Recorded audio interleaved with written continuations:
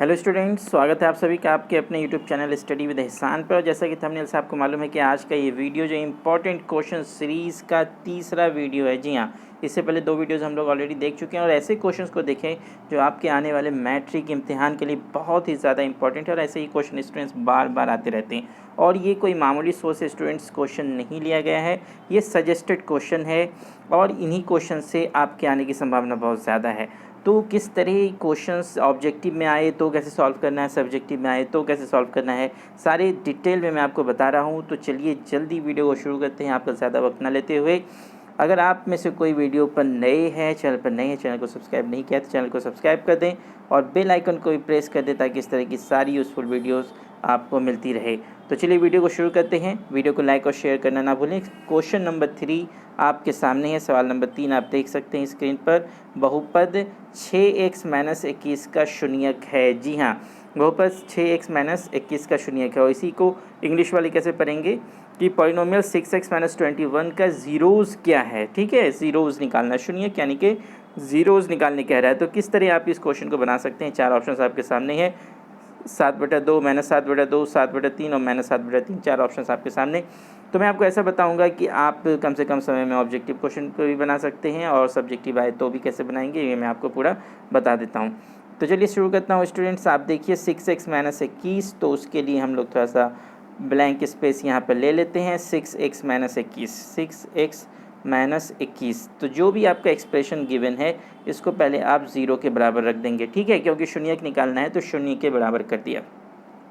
उसके बाद यहाँ से आपको मालूम है कि किस तरह सॉल्व करना है। 6x = 0 और ये -21 जब इधर आएगा तो ये हो जाएगा आपका +21। कोई मुश्किल नहीं, ये सब आप जान रहे हैं, बेसिक ऑपरेशन है।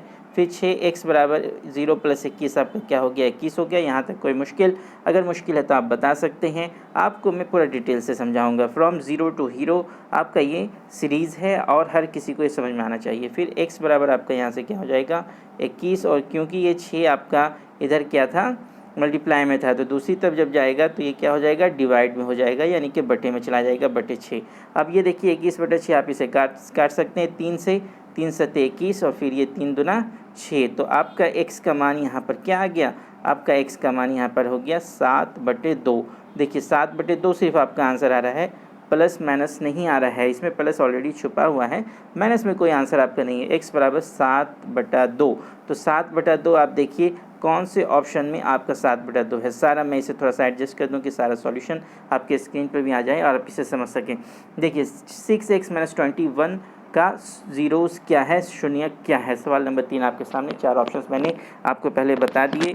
और कौन सा ऑप्शन आपका सही हो रहा है, 7/2। और 7/2 कौन से ऑप्शन में है, ऑप्शन नंबर ए। तो आपका विकल्प ए आपका सही हो गया, 7/2। और इस तरह से जब आप सवाल बनाएंगे, देखिए समय आपके पास कम नहीं है, 3 घंटे आपको ऐसे मिलते हैं, 15 मिनट एक्स्ट्रा आपको सवाल पढ़ने का मिलता है। तो बहुत अच्छे से समय का आपको सही से उपयोग करना है, क्वेश्चन बना के सॉल्व करें। देखिए इतनी जल्दबाजी भी सही नहीं है कि सवाल को हम गलत कर दें और आधा घंटा पहले क्वेश्चन पेपर कंप्लीट कर लें, उसमें भी आपकी कोई अक्लमंदी नहीं है। आप पूरे समय का उपयोग करें और जो सवाल बनाएं सही बनाएं, साफ़ सुथरा बनाएं, है ना। ये भी नहीं कि 2 स्टेप गलत हो गया और उसे फिर काट के फिर सही किया, नहीं। कॉपी गंदी भी होती है तो भी उसका एक बुरा प्रभाव आपके मार्क्स पर पड़ता है। तो चलिए आप, मैं उम्मीद करता हूँ कि सारे क्वेश्चन नंबर 3 आपको समझ में आ गया। और अगर कोई मुश्किल है, कोई परेशानी है तो आप हमें कमेंट बॉक्स में लिख सकते हैं, आपको फिर से समझाने की पूरी कोशिश की जाएगी। और देखिए इसी क्वेश्चन को आपको इंग्लिश में दिया है, क्या है, the zeros of the polynomial 6x - 21। तो बनाने का आपका तरीका बिल्कुल यही होगा, बिल्कुल सेम तरीका आपका, इसी तरह बनाएंगे और आपका ऑप्शन वही आएगा, option number A, 7/2 is the correct answer. तो इस तरह आप बना सकते हैं। तो वीडियो को लाइक कर दें स्टूडेंट, शेयर कर दें, चैनल को सब्सक्राइब करना ना भूलें। उसके बाद फिर देखिए सवाल नंबर 4 आपके स्क्रीन पर। सवाल नंबर 4 क्या कह रहा है, सवाल नंबर 4 है, बहुपद x² - 10x + 25 का घात है, घात जिसे इंग्लिश वाले क्या कहते हैं, डिग्री। इंग्लिश में भी आप क्वेश्चन देख लीजिए, degree of the polynomial x² - 10x + 25 is. तो इस पॉलिनोमियल, इस बहुपद का घात क्या है ये आपको बताना है। तो किस तरह इस सवाल को आप बना सकते हैं, देखते ही सवाल को मैं आपको बताऊंगा कि आप कैसे बनाएंगे। तो देखिए ये जो आपका बहुपद है ये आपका x में बहुपद है, x² - 10x + 25। तो अब यहाँ पर आप ये ध्यान से देखिए कि यहाँ पर x का पावर कितना है, 1 है, यहाँ पे x का पावर कितना है, 2 है। तो जो सबसे ज़्यादा पावर हो गया x के ऊपर वही उसका घात है। तो सबसे ज़्यादा पावर आप यहाँ पे देख रहे हैं कि पावर क्या है x के ऊपर 2 सबसे ज़्यादा पावर है, और 2 किस ऑप्शन में है, ऑप्शन नंबर बी में, इसलिए आपका ऑप्शन नंबर बी सही हो गया। जी हाँ, बहुत ही आसान और बहुत ही इफ़ेक्टिव बार बार आने वाला सवाल है। और आपका जो इंग्लिश मीडियम में इंग्लिश से पढ़ रहे हैं, इंग्लिश में अपना आंसर लिखना चाहते हैं, वो भी अपना देख लें कि आपका आंसर कौन सा हो गया। Option number B 2, degree of the polynomial x square minus 10x plus 25 इस क्या है आपका 2 है। ठीक है, बहुपद x square minus 10x plus 25 का घात क्या है 2 है। ठीक है, वीडियो को लाइक कर दें स्टूडेंट, शेयर कर दें। अगर चैनल को सब्सक्राइब नहीं किया है तो चैनल को सब्सक्राइब भी ज़रूर कर दें। उसके बाद फिर आप देखिए क्वेश्चन नंबर 5, क्वेश्चन नंबर 5 आपके स्क्रीन पर। क्वेश्चन नंबर 5 क्या कह रहा है, निम्नलिखित में कौन द्विघातीय समीकरण है। जी हाँ, क्वाड्रेटिक इक्वेशन कौन है आपका, जो क्वाड्रेटिक इक्वेशन है कौन द्विघात समीकरण है। 4 ऑप्शन आपके गिवन है, x square plus 5 root x plus 3 बराबर 7, एक्स माइनस 1 का whole cube equal to x square, फिर एक्स प्लस 1 का whole square equal to twice of x plus 1 and x plus 1 whole cube equal to 9। 4 option आपके सामने हैं। बहुत ही confusing आप कह सकते हैं बहुत सारे स्टूडेंट्स के लिए। मोस्ट ऑफ द स्टूडेंट्स आप क्या करेंगे यहाँ पर कि वो मैं पहले ये सारे टिक हटा देता हूँ ताकि आपको क्वेश्चन अच्छी तरह दिखाई दे। तो आप बताएं कमेंट बॉक्स में कि कौन सा आंसर आपका सही लग रहा है। तो x square plus 5 root x plus 3 ये जो आपका आंसर है, ये बहुत से स्टूडेंट्स इस आंसर को ऑप्शन को देखते ही टिक कर देंगे कि ऑप्शन नंबर ए सही है। लेकिन आप याद रखें ऑप्शन नंबर ए आपका सही नहीं है। क्यों नहीं है, क्योंकि कभी भी आपका एक्स वाई जो भी है आपका जिसमें समीकरण दिया हुआ है वो रूट के अंदर नहीं आएगा। अगर वो रूट के अंदर आ गया तो ये आपका आंसर नहीं होगा।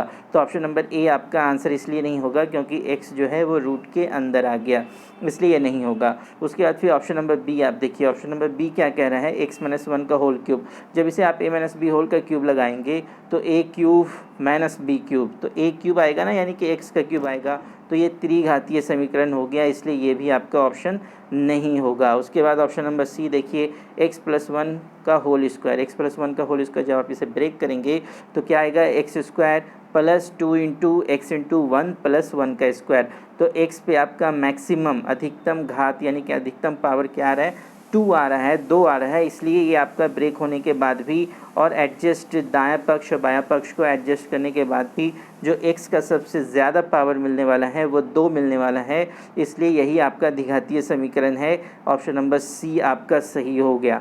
अब उम्मीद कर रहा हूँ कि आपको बात समझ में आ रही होगी, और नहीं तो आप थोड़ा सा वीडियो को पीछे ले जाएँ 20-25 सेकेंड और फिर सुने ध्यान से कि मैंने आपको क्या बोला, क्यों है ये द्विघाती समीकरण आपका ऑप्शन नंबर सी क्यों सही हो रहा है, तो आप अच्छी तरह समझ पाएंगे कि ऑप्शन नंबर सी आपका सही है। और ऑप्शन नंबर डी की अगर बात करेंगे तो देखिए एक्स प्लस 1 का होल क्यूब, जब इसे बी ब्रेक करेंगे A cube plus B cube plus 3a square B plus 3ab square, तो एक्स पे पावर क्या आएगा, क्यूब, तो मैक्सिमम पावर अधिकतम पावर आपको क्या आ गया, 3 आ गया, इसलिए आपका ये क्यूबिक इक्वेशन हो गया, ये आपका क्वाड्रेटिक इक्वेशन नहीं रहा। तो इसलिए ये भी क्यूबिक है, तो ये भी आपका ऑप्शन नहीं है। तो क्लियर है कि आपका ऑप्शन नंबर ए नहीं होगा, ऑप्शन नंबर बी नहीं होगा, ऑप्शन नंबर डी नहीं होगा, ऑप्शन नंबर सी आपका करेक्ट आंसर है। वही जो वैसे स्टूडेंट जो इंग्लिश में अपना पेपर लिखने जा रहे हैं, इंग्लिश में वो अपना एग्ज़ाम देने जा रहे हैं, उनके लिए क्वेश्चन किस तरह आएगा, उनके लिए क्वेश्चन है आपका, यहाँ से आप देख सकते हैं, which of the following is a quadratic equation, है ना, निम्नलिखित में कौन द्विघातीय समीकरण है। सेम ऑप्शंस आपके पास हैं, सेम रीज़न मैंने आपको बता दिया, whenever the variable is inside the square root sign then the equation is then it's just algebraic expression, ये आपका इक्वेशन नहीं हुआ, इसलिए ये तो इक्वेशन ही नहीं है। ऑप्शन नंबर ए आपका क्या है, क्वाड्रेटिक इक्वेशन नहीं है। ये आपका क्या हो जाएगा, when you expand it using the formula a minus b whole cube then you will get an expression having maximum power of x 3, then it is a cubic equation not the quadratic equation. Similarly, when you expand option number C using the formula x plus 1 whole square equal to twice of x plus 1, you will get an expression in the left hand side, and the maximum power of x in that expression will be 2, that is x square plus 2 into x into 1 plus 1 का square. तो ये you are going to take the maximum power on x 2, and in RHS right hand side 2x plus 1, when you adjust all these and add or subtract the like terms, then the maximum power in the final expression is 2. So it is a quadratic equation. So option number C is the correct answer. And why option number D is not correct?